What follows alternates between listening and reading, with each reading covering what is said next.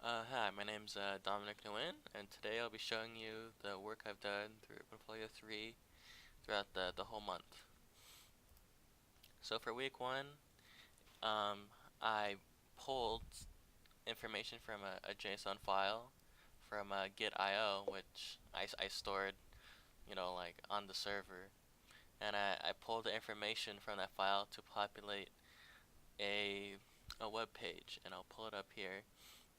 As you can see, there's the name of the dog, here's the breed of the dog, the age, the price, description of a dog, and a picture of the dog's fit in. And I have code, which I will pull up right now, that will loop for the length of my JSON, which is there's only three, so it goes through it 3 times and it displays all the information. And for the second week, I learned how to use event listeners to place an event on a button, which from VFW helped me visualize this a lot easier, as in VFW you had to use a lot of events. And I'll show it visually right now. You can see the dog, which is I'm also still pulling from the same JSON file, just all the images and the data.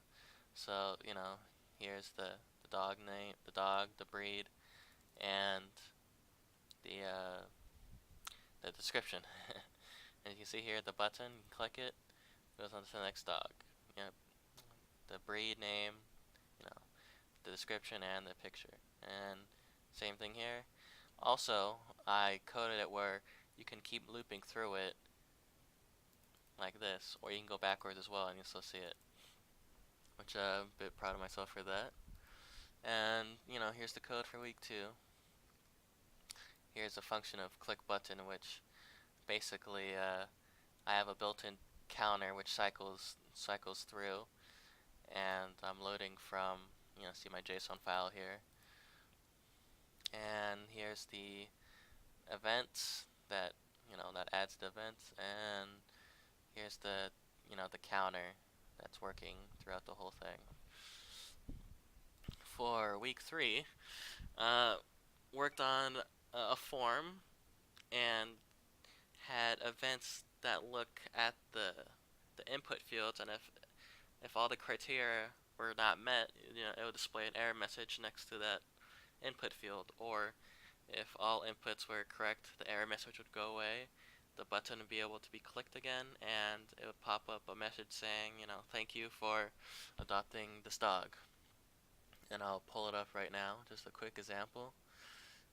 Custom background I put in.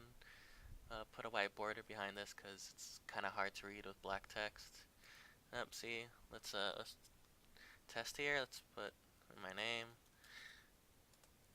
and if you click off of it, there's no error message. But you see here, for the email address, when you click off it, an error message pops out, and you can't click the submit button either. So let's just put that phone number, blah blah blah blah, and then once I start filling this message in, the submit button is enabled. But I also coded it where, or I guess this is what the assignment was supposed to be, but I coded it where if it's still empty, then it will give you an error message and the button will hide again.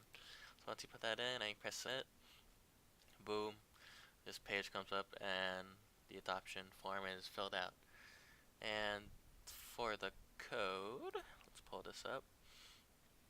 This is my styles right here, which changed the background to white to be able to read, changed the name of the header, added the background. This is also disabling the button, so it's not able to be used.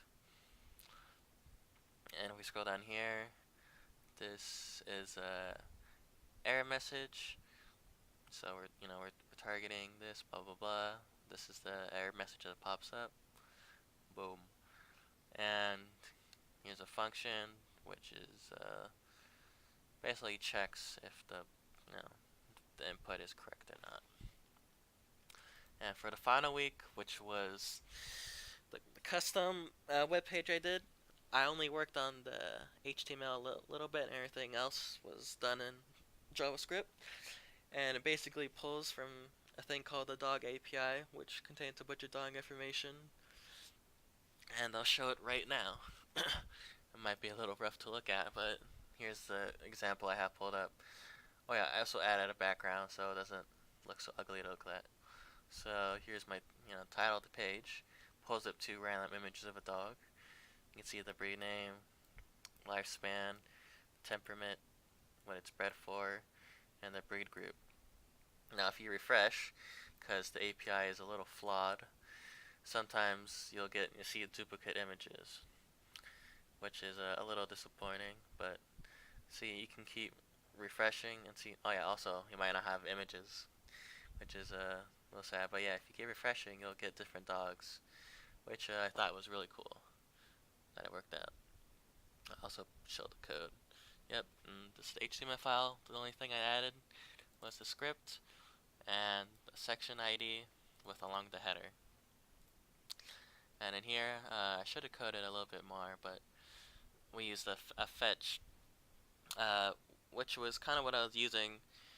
Well, it's kind of the same idea as using when I was fetching the JSON information, except you fetch it through a special thing that works with APIs, and then the response, which is the text that comes back from accessing this link, turns back and gives you a JSON part that's parsing it.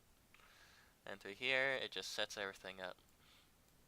Boom, boom, boom, and there's a little catch just in case, if it doesn't work out, then the console, type something in there. Overall, I think that this Project Foil Class 3 was really helpful when it comes to terms of understanding JavaScript and basically how, HTML, CSS, and JavaScript, how they all work together, which I thought was really fun. I hope that other, students have as much fun time as I did. Thank you for watching my video, and goodbye.